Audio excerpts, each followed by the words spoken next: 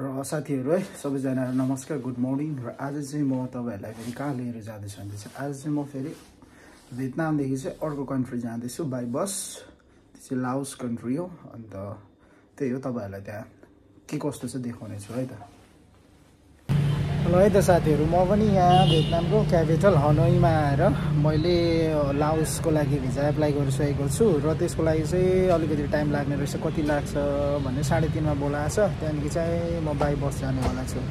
अन्त त्यसले गर्दाखेरि चाहिँ अब वेट गर्नुपर्ने छ अहिले त यहाँ 9 बज्दैछ हो सो लगभग धेरै टाइम पो छ त अब यताउता घुम्छु है हेर्छु के रहेछ है त ल साथीहरु आज चाहिँ तपाईहरुलाई देखाउने छु कसरी चाहिँ बाइ बस चाहिँ लाओस कन्ट्री पनि जान सकिँदो रहेछ भन्ने कुरा चाहिँ र साथीहरु म चाहिँ अहिले पार्कमा आउने विचार गरेँ भनेजस्तो एकछिन मजाको झिल रहेछ नि त यहाँनिर ब्याक साइडमा मजाले अङ्कलहरू मजाले बसेर मजाले गरेर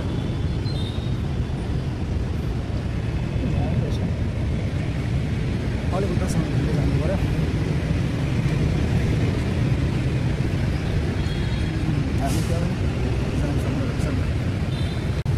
अब यहाँ चाहिँ हल्का पानी पर्न सुरु भयो पार्कमा बसिरहेको थिएँ मलाई लाग्छ मैले रुम लिनै नै पर्ने भयो किनभने 6 घण्टा बहुतै लामो हुन्छ वेट गर्नुको लागि अन्त कहाँ हुन्छ अब 4-5 घण्टाको लागि भए पनि लिनै बेला भयो बाहिर त मेरोमा छाता पनि छैन हेरौँ है त अब कहाँ छ रुम अलिक सस्तो खालको सस्तो भन्दा पनि परिहाल्छ त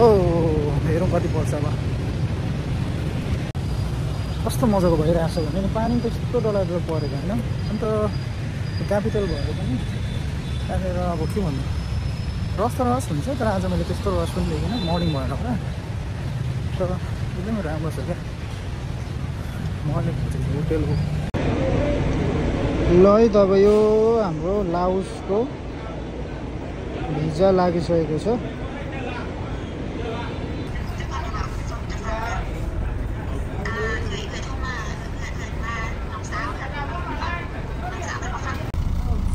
ल है त म चाहिँ लाओसको लागि बसभित्र बसिसकेँ र कस्तो हुँदो रहेछ भने चाहिँ जुत्ता खोल्नु पर्दो रहेछ अलरेडी अन्त यो सिस्टम के हेरौँ नि अन्त एकवटा सुत्ने जग्गा नै हुने रहेछ आफ्नो लागि अन्त छ्याप्पै अब यस्तै रहेछ त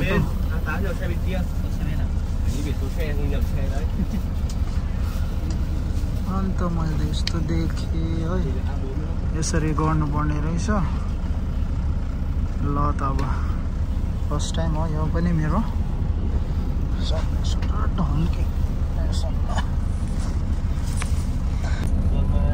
गाउँ पछाडि यस्तो हो सबैजना चाहिँ यस्तो रहेछ अन्त यो बसमा चाहिँ के फेसिलिटी हुँदो रहेछ भन्दाखेरि चाहिँ हेर्नु नि पानी हो टुथब्रस सायद यहाँ पेस्ट र ब्रस पनि छ होला किनभने झनै 14-15 घन्टाको ट्राभल हुनेवाला छ ल है त अब यहाँदेखि चाहिँ हामी हिँड्ने पक्षमा छौँ सट्टै यहाँदेखि यात्रा हाम्रो सुरु भयो ल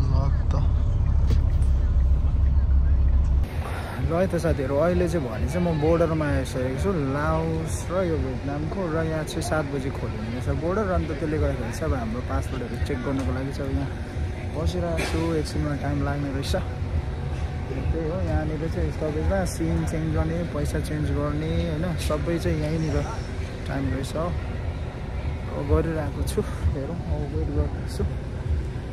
अब यहाँ चेक भइसकेको छ बोर्डरबाट चाहिँ तर अब इमिग्रेसनको लागि चाहिँ यहाँ जानु पर्दैछ हो यसको भित्र ल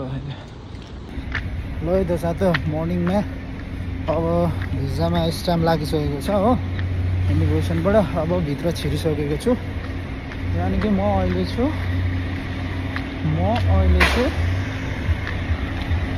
पक्कै पनि एकदम बोर्डरमा छु जस्तो लाग्यो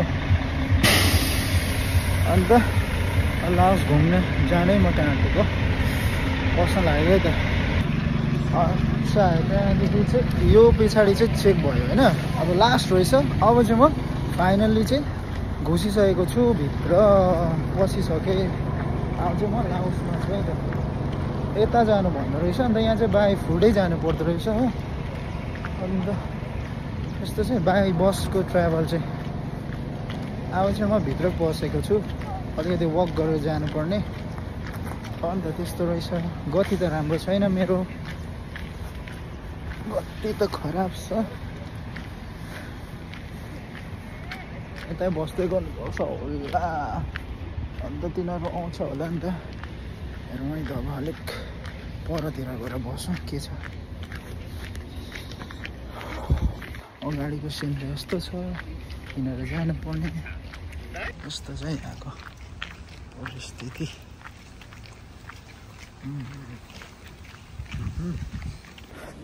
यो पछाडि चाहिँ बोर्डर पार गरेर अन्त यहाँबाट चाहिँ बाई फुट चढ्नु पर्दो रहेछ सायद यसको भित्र जानुपर्छ कि के हो कसो अब हेरौँ है त के हुन्छ